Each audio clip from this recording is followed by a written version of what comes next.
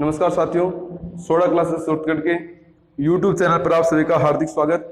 आज हम लोग फूड न्यूट्रिशन के दूसरे भाग पर यानी कि फैट या लिपिड पर चर्चा करने वाले हैं।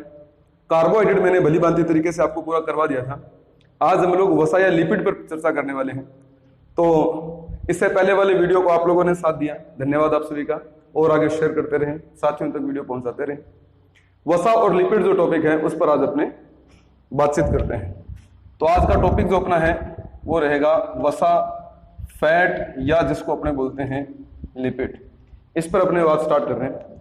कुछ कॉमन बातें जो वसा के बारे में सबसे फेमस है, जैसे सबसे पहला पॉइंट, लंबे समय तक ऊर्जा। ये बात याद रखनी है अपने को, लंबे समय तक ऊर्जा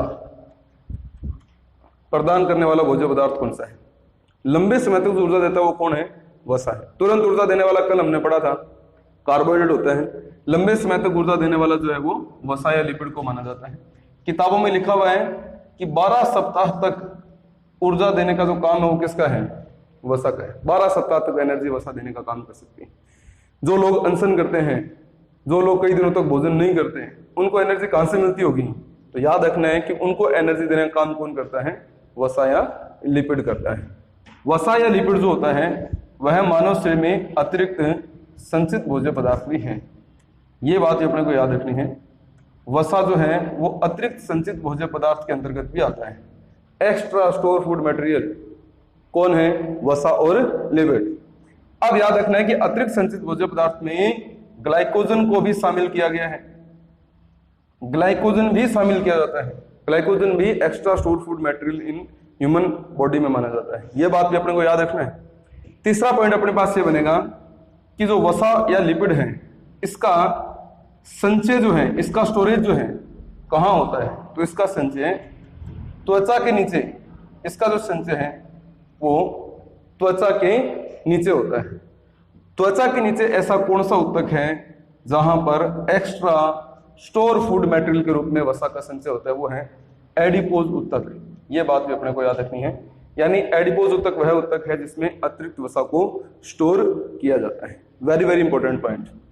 नेक्स्ट हमें याद रखना है कि वसा में एलिमेंट जो होते हैं वो कौन कौन से होते हैं? तो वसा में 3 एलिमेंट होते हैं। जैसे कार्बोहाइड्रेट में हमने 3 पढ़े थे, कार्बन, हाइड्रोजन, ऑक्सीजन।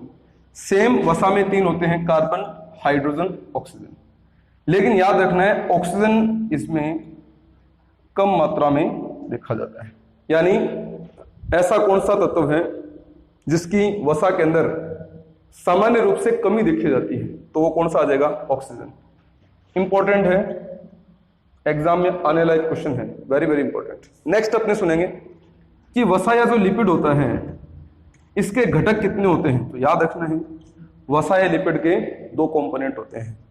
एक होता है वसीय अम्ल, फैटी एसिड्स। नंबर 2 होता है ग्लिसरॉल। एक वसीय अम्ल और दूसरा होता है ग्लिसरॉल। वसीय अम्ल के 3 मॉलिक्यूल्स होते हैं और ग्लिसरॉल का मॉलिक्यूल होता है 1। यानी इनका जो अनुपात रहता है वो अनुपात क्या रहता है? 3:1 रहता है। वसीय अम्ल 3 और ग्लिसरॉल 1 होता है। 3 वसीय अम्ल हैं कौन कौन से? तो मैं सिर्फ नाम आपको बता रहा हूं और फिर अपने वसा के लिपिड के क्लासिफिकेशन पर बात स्टार्ट कर देंगे। वसीय अम्ल 3 होते हैं। पहला है स्टीयरेटिक। नंबर 2 है पामिटिक। नंबर 2 पे। 3 नंबर पे आ जाता है ओलिक। यानी फैटी एसिड 3 प्रकार के हैं। कौन कौन से हैं? सबसे पहला फैटी एसिड है स्टीयरेटिक, नंबर 2 पे है। पामिटिक नंबर 3 पे है। ओलिक 3 वसीय अम्ल और 1 ग्लिसरॉल। इनको आपस में जोड़ने वाला जो बॉन्ड होता है, इनको आपस में जोड़ने वाला जो बॉन्ड होता है वो बॉन्ड कौन सा होता है? पहली क्लास थोड़ी याद कीजिए, आपको मैंने कुछ बंद बताए थे। तो इसमें कौन सा बॉन्ड होता है भाई? एस्टर बॉन्ड होता है। एस्टर बॉन्ड इसमें देखा जाता है। तो याद रखना है वसा या लिपिड के अंदर कॉमन क्लासिफिकेशन ये वाला याद रखना है। और एकदम बेसिक बातें जो मैंने अभी आपको बताई इनके बारे में अपने को जानकारी रखनी है। अभी कहाँ संचय होता है, कौन से एलिमेंट्स है, अतिरिक्त संचित भोज्य पदार्थ भी है, लंबे समय तक ऊर्जा भी देता है, अनशन अगर कोई कर रहा है तो उसको एनर्जी कौन दे रहा है ना? तो ये सब बातें भी हैं। और लिपिड को कितने भागों में क्लासिफाई किया गया है? 2 फैटी एसिड, ग्लिसरॉल, अनुपात और इनके प्रकार, सब बातें अपने को कंफर्म याद होनी चाहिए। ये है वसा का बेसिक जो अपने चर्चा है वो है। अब वसा का क्लासिफिकेशन यानी कि वर्गीकरण मैं आपको करवा रहा हूं, तो थोड़ा सा उसको भी ध्यानपूर्वक सुनेंगे। एक वीडियो पूरा देखा करें भाई, क्योंकि हमारी जो मेहनत है वो इस प्रकार की है कि अगर आप कंपटीशन एग्जाम में पेपर दे रहे हैं तो आपको वीडियो पूरा देखना चाहिए। पूरा वीडियो देखिए, ड्यूरेशन बढ़ाइए, अपने साथियों का अगर आप फायदा चाहते हैं तो उन तक वीडियो को भेजिए भी, ताकि हमें भी हमारी मेहनत का सार्थक परिणाम मिल सके। अब देखिए, लिपिड जो होता है, वसा जो होती है, इसको हम लोग 3 भागों में डिवाइड करते हैं। 3 भागों में इसको अपने डिवाइड किया करते हैं। अब 3 भाग हैं कौन कौन से? देखिए, सबसे पहले है सरल लिपिड, सरल सिंपल लिपिड, जिसको अपने सरल लिपिड कहते हैं, नंबर 1। नंबर 2 पे इसमें आता है संयुक्त लिपिड, कॉन्जुगेटेड फैट, जिसको अपने संयुक्त लिपिड के नाम से जानते हैं। नंबर 3 है डेराइव्ड लिपिड, यानी कि व्युत्पन्न लिपिड, व्युत्पन्न derived form of lipids. Number 3 पर डेराइव्ड यानी व्युत्पन्न लिपिड देखी जाती है। सरल लिपिड जो होती है उसको मैं 2 भागों में डिवाइड करता हूं, वेरी वेरी इंपॉर्टेंट, संतृप्त और असंतृप्त। संतृप्त और असंतृप्त 2 भागों में। संतृप्त वो होती है जो जंतुओं से प्राप्त हो, जो जंतुओं से प्राप्त हो। असंतृप्त वो होती हैं जो कहां से प्राप्त होती हैं? वनस्पति से प्राप्त होती हैं। जो संतृप्त जंतुओं से प्राप्त होती है इसको अपने बोलते हैं घी, घी बोलते हैं इसको। असंतृप्त जो वनस्पति से प्राप्त होती है इसको अपने बोलते हैं ऑयल, यानी कि तेल, इसको अपने तेल के नाम से जानते हैं। जो घी होता है वो नॉर्मल टेम्परेचर पर जम जाता है, अपने देखते हैं सर्दियों में घी जो है वो जम जाता है, यानी कि इसका जो मेल्टिंग पॉइंट होता है, गलनांक जो होता है, वो सदैव क्या होता है? उच्च होता है, यानी उच्च गलनांक। और हम देखते हैं कि तेल जो है वो कभी जमता ही नहीं है, जैसा लिक्विड फॉर्म में रहता है उसी प्रकार से उसी अवस्था में सदैव बना रहता है। तो मैं कहूंगा कि जो तेल होते हैं इनका बॉइलिंग इनका मेल्टिंग पॉइंट जो सदैव क्या होता है? निम्न होता है, यानी निम्न गलनांक, उच्च गलनांक। अगर थोड़ा टेम्परेचर मिलेगा तो पिघलेंगे, ये नॉर्मल रूप में पिघले रहते हैं। एक बात ये भी याद रखनी है, जो संतृप्त वसाएं हैं ये स्वास्थ्य के लिए हानिकारक होती है, क्योंकि इनमें कोलेस्ट्रॉल की मात्रा देखी जाती है। और जो असंतृप्त वसाएं होती हैं ये स्वास्थ्य के लिए लाभदायक होती हैं, स्वास्थ्य के लिए लाभदायक होती हैं। क्यों? क्योंकि इनमें कोलेस्ट्रॉल नहीं देखा जाता, या कोलेस्ट्रॉल की काफी कम मात्रा अवेलेबल होती है। एक बात ये भी अपने को याद रखनी है। अच्छा, जो आपके संतृप्त वसाएं होती हैं इनमें एस्टर बॉन्ड जो होता है वो सिंगल होता है, एस्टर बॉन्ड जो होता है वो क्या होता है? एकल होता है। जबकि इनमें एस्टर बॉन्ड जो होता है, एस्टर बॉन्ड वो क्या होता है? डबल होता है, यानी डबल एस्टर बॉन्ड, द्वि एस्टर बॉन्ड असंतृप्त वसाओं में देखे जाते हैं, सिंगल एस्टर बॉन्ड संतृप्त वसाओं में देखे जाते हैं। इनमें एक अपवाद देखा जाता है, वो भी मैं आपको बता दूं। जंतुओं से प्राप्त ऐसी वसा जो घी न होकर तेल की भांति व्यवहार करती है वो है मछली का, मछली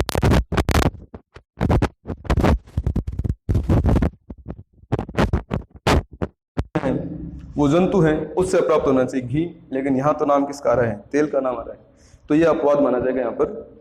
इसी प्रकार से असंतृप्त अनसैचुरेटेड या नॉन सैचुरेटेड जो फैट है उसके अंदर भी एक अपवाद देखा जाता है। अपवाद को हम कहते हैं, जैसे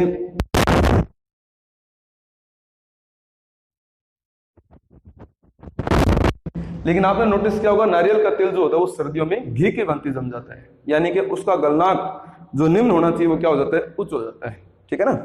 तो ये बात अपने को याद रखनी कि असंतृप्त वनस्पति से प्राप्त, ऐसा वनस्पति से प्राप्त होने वाला वसा जो तेल न होकर घी की भांति व्यवहार करता है वो कौन है? नारियल का तेल है। ये थोड़ा सा बेसिक स्ट्रक्चर अपने को सरल लिपिड का याद रखना है। संयुक्त लिपिड में मैं आपको सीधा एग्जांपल दे रहा हूं, फास्फोलिपिड। फास्फोलिपिड यानी लिपिड के साथ एक प्रोटीन जुड़ जाता है, फास्फोलिपिड अपने कह सकते हैं, फास्फोलिपिड, फास्फोरस। अब इसी प्रकार से एक मैं आपको और बता रहा हूं, लाइपोप्रोटीन। इसको अगर थोड़ा सा गौर करेंगे, लाइपोप्रोटीन हमारे ब्लड में वसा का जो रूप है वो कौन सा होता है? वो लाइपोप्रोटीन होता है। लिपिड और प्रोटीन का संयुक्त रूप है। तो आप सीधा याद रखें, संयुक्त लिपिड में फास्फोलिपिड और लाइपोप्रोटीन दोनों को सम्मिलित किया गया, क्योंकि लाइपोप्रोटीन यानी लिपिड और प्रोटीन, फास्फोलिपिड में भी 2 कंपोनेंट आपस में जुड़े हुए हैं। इसी प्रकार से व्युत्पन्न लिपिड में आप याद रखेंगे सबसे फेमस और एकमात्र example that is steroid. Steroid super important example, steroid very very important. Steroid के बारे में आपने याद रखना है, स्टेरॉइड एक डेराइव्ड फैट होती है, इनके व्युत्पन्न लिपिड होती है, वसा से तैयार किया जाता है, नेचुरल रूप में मनुष्य के अंदर देखा जाता है। आर्टिफिशियल सिंथेटिक रूप यानी हम इसे सिंथेटिक भी प्राप्त कर सकते हैं, लेबोरेटरी में इसको तैयार भी कर सकते हैं, दोनों ही बातें हैं।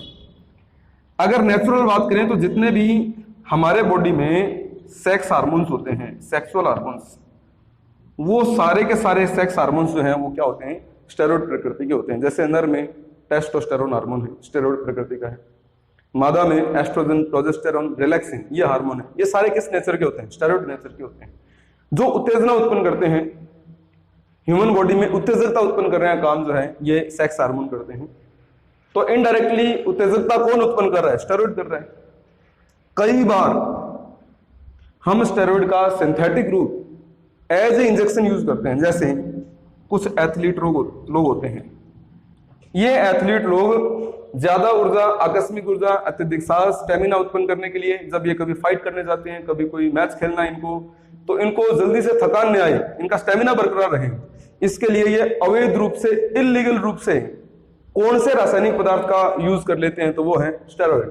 और ऐसे एथलीट जो हैं इनका डोपिंग टेस्ट होता है, और डोपिंग टेस्ट में ये लोग पकड़े जाते हैं। तो डोपिंग टेस्ट में मूल रूप से किस प्रकार के रासायनिक पदार्थ का इस्तेमाल किया जाता है, जो अत्यधिक ऊर्जा, सामर्थ्य और उत्तेजना उत्पन्न करने के लिए जिम्मेदार होता है, दैट इज स्टेरॉइड।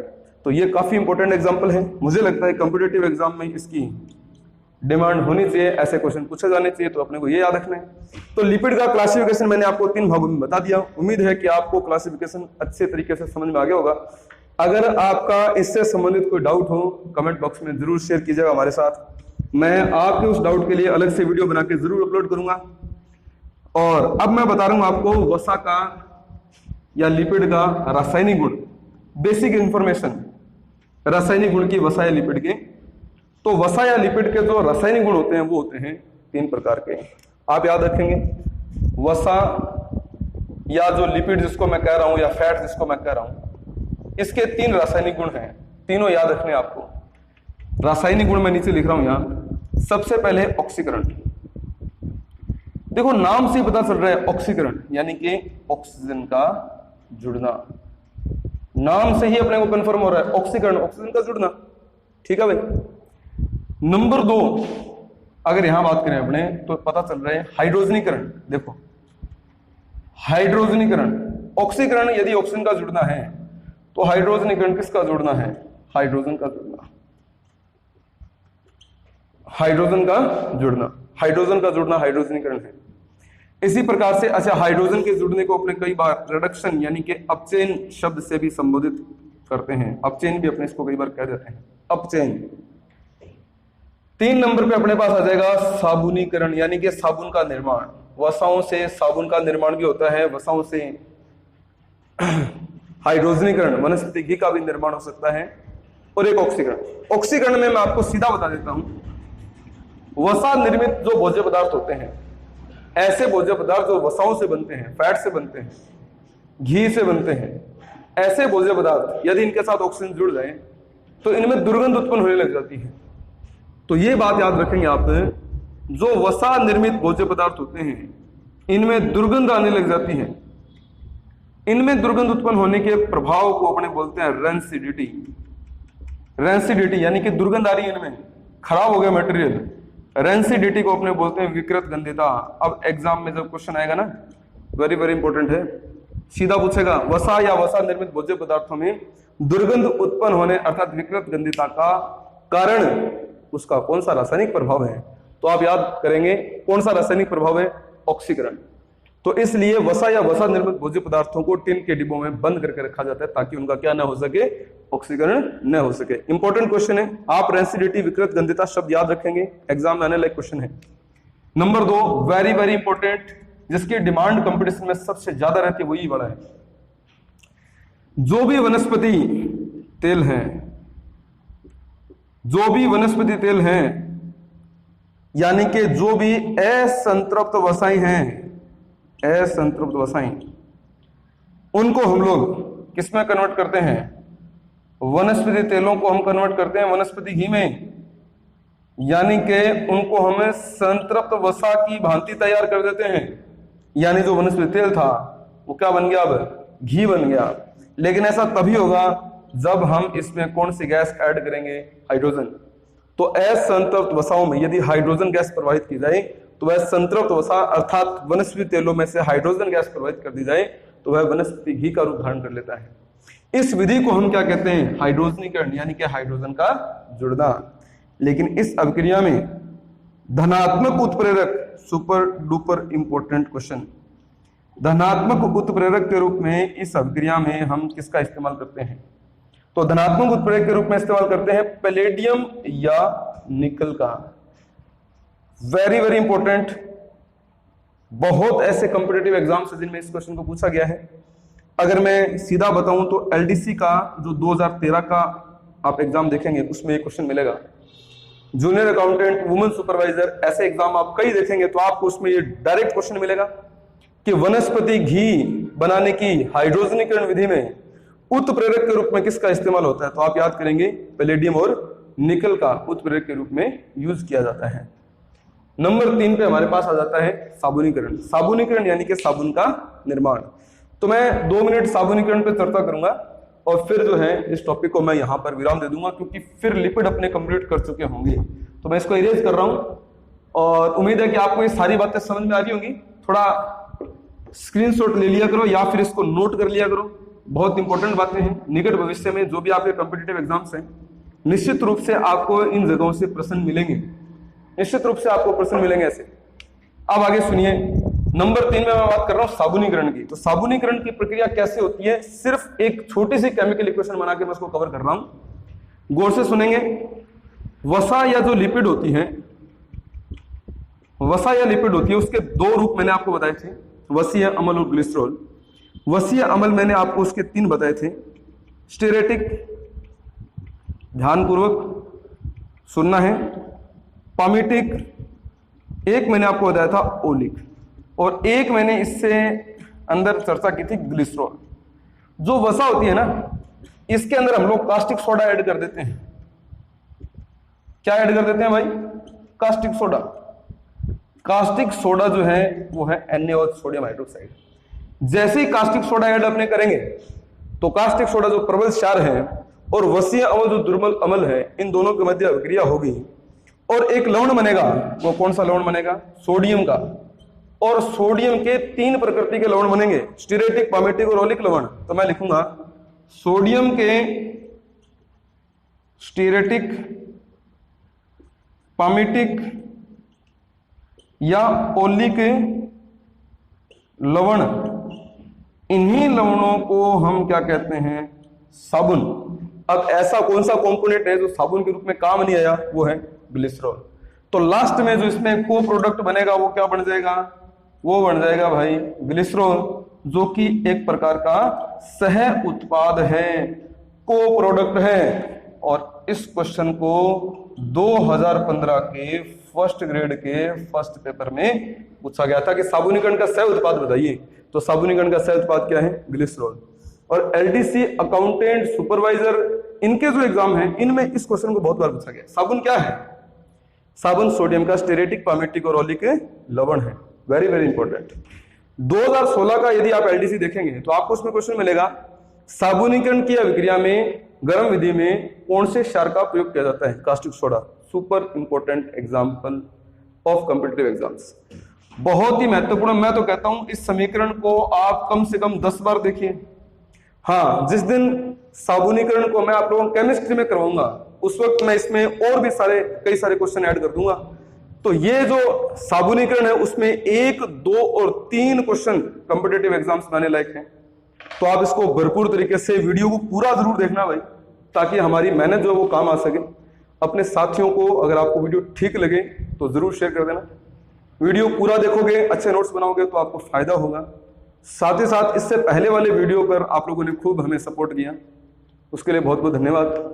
और अगर आप लोग इन वीडियो को देखकर हमारे ऑफलाइन बैच में ज्वाइन करना चाहें तो सूरतगढ़ में सोडा क्लासेस में आप सभी का हार्दिक स्वागत है। आप आ सकते हैं और बैच ज्वाइन करके अपना फायदा कर सकते हैं और सफलता को सुनिश्चित कर सकते हैं। बहुत बहुत धन्यवाद, ऑल द बेस्ट आप सबके लिए।